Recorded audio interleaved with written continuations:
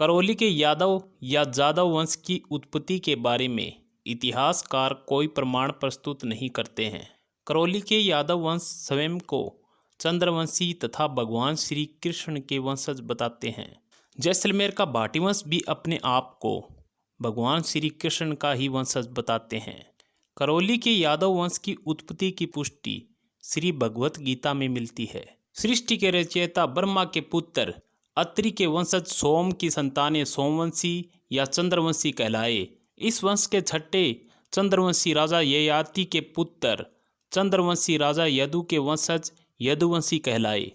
यदुवंश की 39वीं पीढ़ी में श्री कृष्ण हुए और वहीं श्री कृष्ण से 88वीं पीढ़ी में राजा भाटी अंतिम यदुवंशी शासक हुए। अंतिम यदुवंशी शासक से अभिप्राय है कि राजा भाटी के बाद यदुवंश जादव या यादव, भाटी, जडेजा, चूड़ासमा आदि उपशाखाओं में जाना गया। भगवान श्री कृष्ण जी के पौत्र अनिरुद्ध जी के पुत्र यदुवंश के प्रवर्तक महाराजा श्री बज्रनाथ मथुरा या मधुवन के राजा थे। महाराजा बज्रनाथ जी के 74 पीढ़ी के बाद ईस्वी 800 के लगभग मथुरा के राजा धर्मपाल प्रथम हुए। राजा धर्मपाल प्रथम के बाद यादवों ने अपने नाम के आगे पाल लगाना शुरू कर दिया था।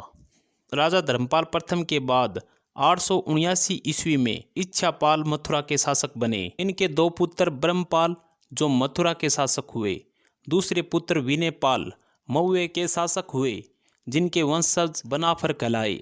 ब्रह्मपाल की मृत्यु के बाद उनके बेटे जयेंद्रपाल 966 ईस्वी को मथुरा के शासक बने। उनके 11 पुत्र थे। जयेंद्रपाल की मृत्यु के बाद 11 पुत्रों में विजयपाल सबसे बड़े थे। 992 ईस्वी में विजयपाल मथुरा के शासक बने। उसके सिंहासन पर बैठने से पूर्व ही भारत पर महमूद गजनवी के आक्रमण होने आरंभ हो चुके थे। गजनवी ने महावन पर आक्रमण करके वहां के शासक कुलचंद को मार डाला था। इसके बाद वह मथुरा की ओर बढ़ा। विजयपाल ने अपनी सेना को मथुरा की सुरक्षा के लिए नियुक्त किया। मथुरा पूरी तरह मैदानी क्षेत्र में है, जहां महमूद जैसे प्रबल आक्रांता के सामने राजा की सुरक्षा संभव नहीं थी। इसलिए विजयपाल मथुरा से चलकर बयाना आ गए और उन्होंने मानी पहाड़ी पर एक विशाल दुर्ग की स्थापना की तथा उसका नाम विजय मंदिरगढ़ रखा। कुछ इतिहासकारों का मानना है कि विजयपाल ने विजय मंदिरगढ़ की स्थापना गजनवी के आक्रमण से पूर्व ही कर दी थी। बयाना की मस्जिद पर लगे शिलालेख में विजयपाल के नाम के साथ साथ विक्रमी संवत 1100 अर्थात 1043 वर्ष का उल्लेख हुआ है। करौली की ख्यात में कहा गया है कि विजयपाल ने पहले से ही मौजूद दुर्ग का जीर्णोद्धार करवाकर उसका नाम विजय मंदिरगढ़ रखा। बाद में यह दुर्ग बयाना के नाम से प्रसिद्ध हुआ। अब बयाना भरतपुर जिले में है।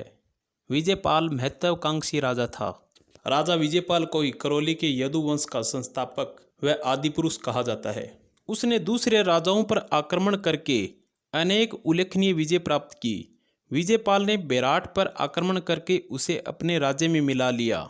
उसने गुजरात के चालुक्यों को भी परास्त किया तथा मेवाड़ के गुहिलों से मैत्रीपूर्ण संबंध स्थापित किए। विजयपाल ने दक्षिण में तेलंगाना तक अपना राज्य फैला लिया। इन विजयों की स्मृति में उसने विजय मंदिर दुर्ग में एक विजय स्तंभ का निर्माण करवाया, जिसे अब भीमलाट कहा जाता है। गजनी के शासक इब्राहिम के पुत्र मसूद ने 3 बार विजय मंदिरगढ़ पर आक्रमण किया, किंतु वह विजयपाल को परास्त नहीं कर सका। मसूद की मृत्यु के बाद अफगानिस्तान में अबू बकर नामक सरदार का उदय हुआ। उसने खलीफा से अनुमति लेकर भारत पर आक्रमण किया। लाहौर और मुल्तान को जीतने के बाद उसने विजय मंदिरगढ़ पर आक्रमण किया। अनेक राजपूत राजा एवं सरदार विजयपाल की सहायता के लिए सेनाएं लेकर आ गए। इस समय तक विजयपाल काफी वृद्ध हो चुका था, फिर भी वह दुर्ग की सुरक्षा का भार राजकुमार रतनपाल को सौंपकर स्वयं सेना लेकर अबू बकर का रास्ता रोकने चल पड़े। ख्यातों के अनुसार राजा विजयपाल ने दुर्ग रक्षकों को निर्देश दिए कि यदि युद्ध की समाप्ति के बाद दुर्ग की ओर आती हुई सेना के हाथों में अपने झंडे दिखाई दे तो दुर्ग के द्वार खोलकर सेना का स्वागत करना, और यदि शत्रु सेना के काले झंडे दिखाई दे तो दुर्ग को नष्ट करके स्त्रियों के लिए जोहर का आयोजन किया जाए तथा वीर सैनिक दुर्ग से बाहर आकर शत्रु का सामना करें। 1046 ईस्वी में कन्नावर के मैदान में विजयपाल तथा अबू बकर की सेनाओं के बीच में भयंकर युद्ध हुआ। 3 दिन तक चले इस संघर्ष के बाद यादवों ने मुसलमानों पर विजय प्राप्त की। कहा जाता है कि यादव सैनिक मुसलमानों के काले झंडे लूटकर उन्हें फहराते हुए विजय मंदिरगढ़ की ओर बढ़े। जब दुर्ग रक्षकों ने शत्रु के झंडे फहराते हुए देखा तो उन्होंने तुरंत दुर्ग के दीवारों में बारूद भरकर उन्हें नष्ट करना आरंभ कर दिया। रानियों तथा दासियों ने मिलकर जोहर का आयोजन किया तथा दुर्ग के भीतर मौजूद यादव सैनिकों ने तलवारें लेकर दुर्ग से बाहर आ गए। जब तक राजा विजयपाल विजय का ध्वज लेकर विजय मंदिर दुर्ग पहुंचता है तब तक उसके निवास की समस्त रानियां और राजकुमारियां जलकर भस्म हो चुकी थी। राजा विजयपाल ने दुखी होकर अपना सिर काटकर महादेव को चढ़ा दिया। ख्यातों के अनुसार राजा विजयपाल की चिता के साथ 360 सतियां हुई थी।